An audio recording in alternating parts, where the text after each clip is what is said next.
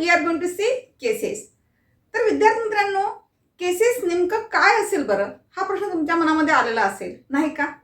आता केसेस काय असते, नेमकं कशाला केसेस म्हणायचं, तर याविषयी तुम्हाला थोडंसं प्रश्न निर्माण झालेला असेल मला तरी वाटते. पण केसेस इंग्रजीमध्ये आपल्याला जर शिकायचं असेल, आपण जे काही सेंटेन्स बनवणार आहोत त्याच्या पहिलीची स्टेज आहे ही. जसं कालच्या व्हिडिओमध्ये आपण सिंग्युलर प्रोनाउन कोणते असतात, त्याचा बदल प्लुरल प्रोनाउन्समध्ये कशा पद्धतीने करायचा याविषयी माहिती जाणून घेतलेली होती नाही का. तर त्याचप्रमाणे आपल्याला केसेस सुद्धा माहिती असणं तेवढेच गरजेचं आहे. कारण वाक्य बनवत असताना जसं की माझ्याशी, तिने माझ्याशी बोलली, तर माझ्याशी बोलली, तर हे जे असं आहे तर याला काय लागून आलेलं आहे माझ्याशी.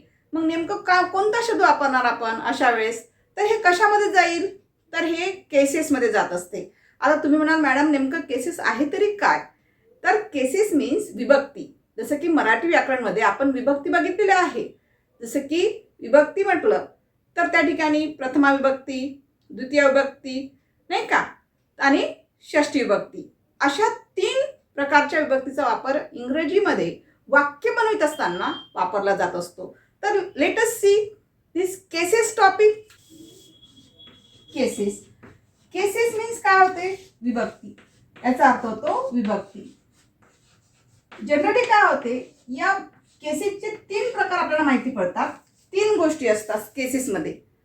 पहिली जी गोष्ट आहे ती कोणती आहे बरं, या ठिकाणी सगळ्यात पहिले विभक्तीमध्ये पहिला जो प्रकार असतो तो म्हणजे कोणता असतो, प्रथमा विभक्ती. आता प्रथमा विभक्तीला नेमकं काय म्हणतात इंग्लिशमध्ये माहिती आहे कुणाला, नॉमिनेटिव्ह केस म्हणतात.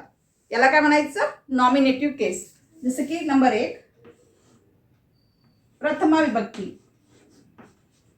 प्रथमा विभक्ती याला काय म्हणतात, नॉमिनेटिव्ह केस.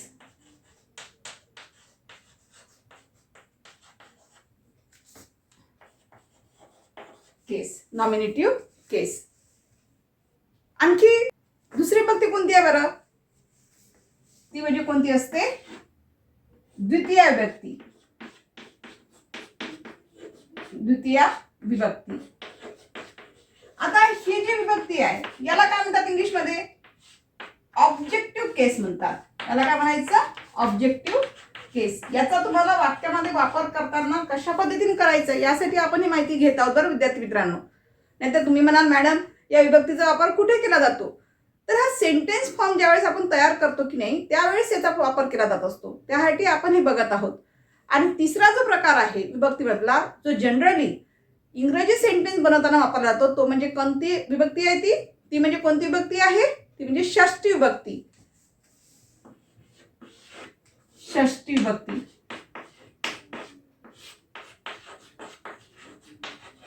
षष्ठी विभक्ती. आता ही षष्ठी विभक्ती काय आहे, पॉझेसिव्ह केस.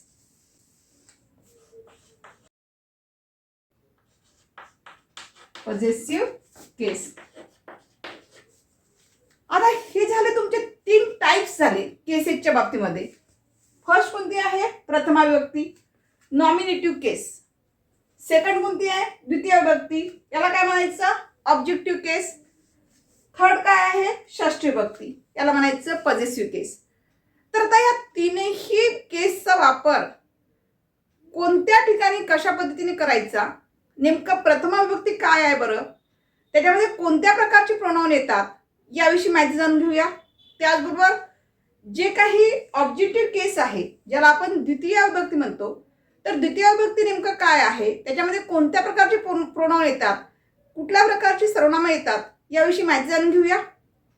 त्याचबरोबर षष्ठी विभक्ती नेमकं काय आहे, पॉझेसिव्ह केस यामध्ये कोणत्या प्रकारचे प्रोनाउन येतात आणि त्याचा अर्थ काय होतो हे आपण टेबलच्या माध्यमातून लक्षात घेऊया. प्रथमा केस काय आहे, प्रथमा विभक्ती, द्वितीय विभक्ती,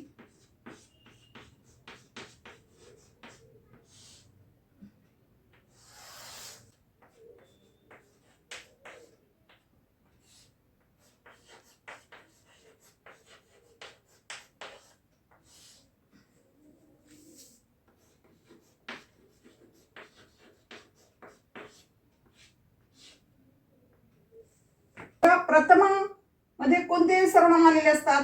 आय. याच्यामध्ये द्वितीय विभक्तीमध्ये कोणते येतात?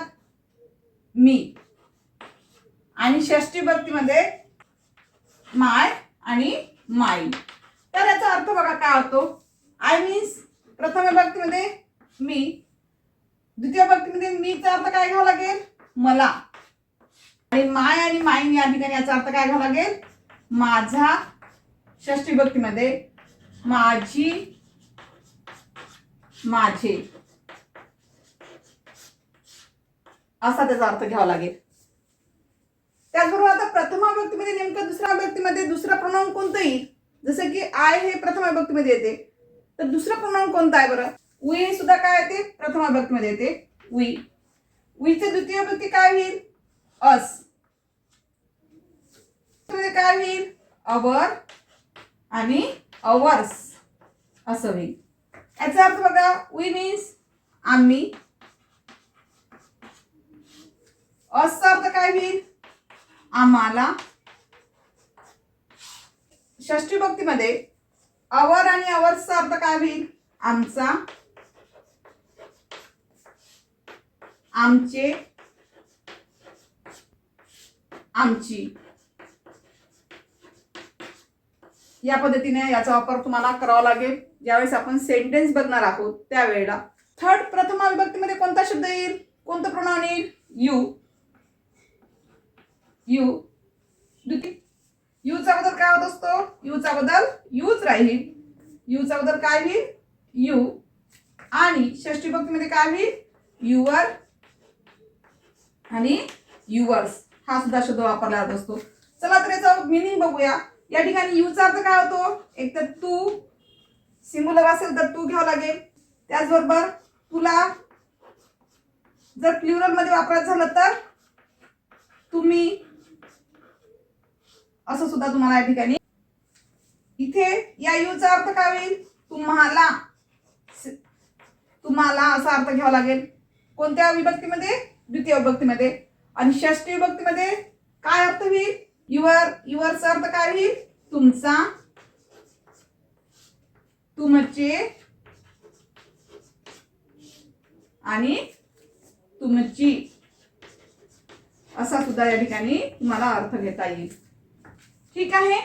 चला यानंतर प्रथम विभक्तीमध्ये कोणतं प्रोनाउन येईल? तुम्हाला प्रथम विभक्तीमध्ये कोणत्या प्रकारचं प्रोनाउन येईल? ही. ही सुद्धा प्रथम विभक्तीमध्ये येते. द्वितीय विभक्तीमध्ये काय होईल? हिम. आणि षष्ठी विभक्तीमध्ये हिज. आता याचा अर्थ बघा काय होतो. ही म्हणजे तो, ही म्हणजे तो, हिम म्हणजे याचा अर्थ काय घ्यावा लागेल? त्याला. आणि षष्ठी विभक्तीमध्ये हिजचा अर्थ काय होईल? त्याचा, त्याची,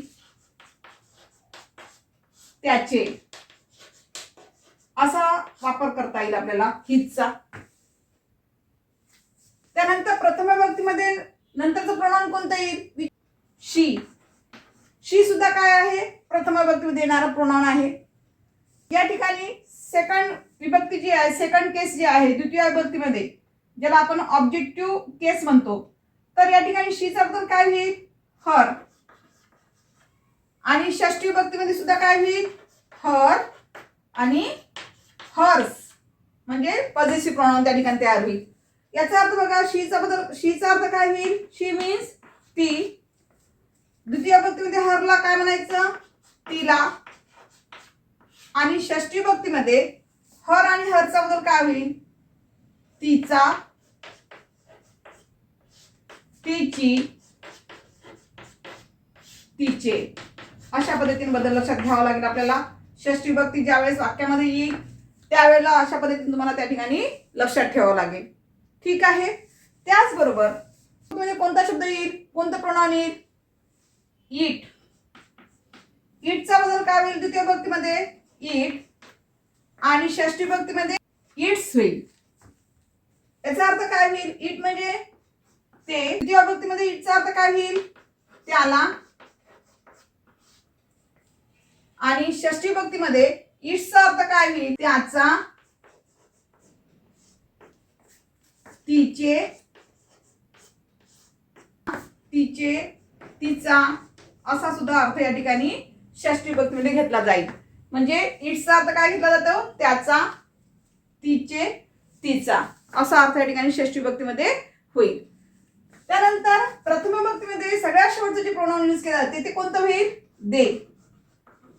दे मध्ये याचा बदल काय होईल? देम. षष्ठी विभक्तीमध्ये याचा बदल काय होईल? देअर. आणि पॉझिटिव्ह प्रोनाउन म्हणून त्याचा बदल काय होईल? देअर्स होईल. दे मीन्स ते, त्या, ती यासाठी याचा वापर केला जातो. ते, त्या, ती. देचा अर्थ कशासाठी वापरतात? देचा अर्थ ते, त्या, ती यासाठी वाक्य बनवण्यासाठी वापर करता येईल. द्वितीय विभक्तीमध्ये देमचा अर्थ काय घ्यावा लागेल? त्यांना. त्यांना असा घ्यावा लागेल. विभक्तीमध्ये देअर आणि देअरचा अर्थ काय होईल? त्यांचा, त्यांची, त्यांचे.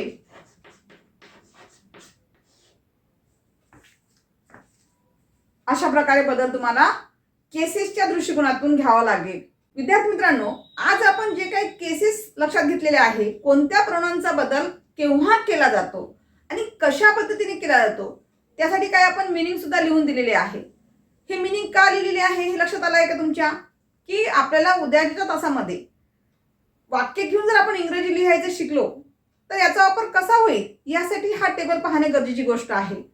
तर या ठिकाणी आजच्या तासामध्ये आपण सर्व काही जेवढे काही केसेस आहे, जसे की फर्स्ट केस, सेकंड ऑब्जेक्टिव्ह केस, थर्ड पॉझिटिव्ह केस, जसे की प्रथम विभक्ती, द्वितीय विभक्ती आणि षष्ठी विभक्ती, ज्याचा वापर आपल्याला इंग्रजी वाक्य बनवताना करायचा आहे, ह्या सगळ्या गोष्टी तुम्हाला बघायच्या आहेत. तर या टेबलनुसार आपल्याला काय करायचं आहे त्याची मांडणी करायची आहे विद्यार्थी मित्रांनो.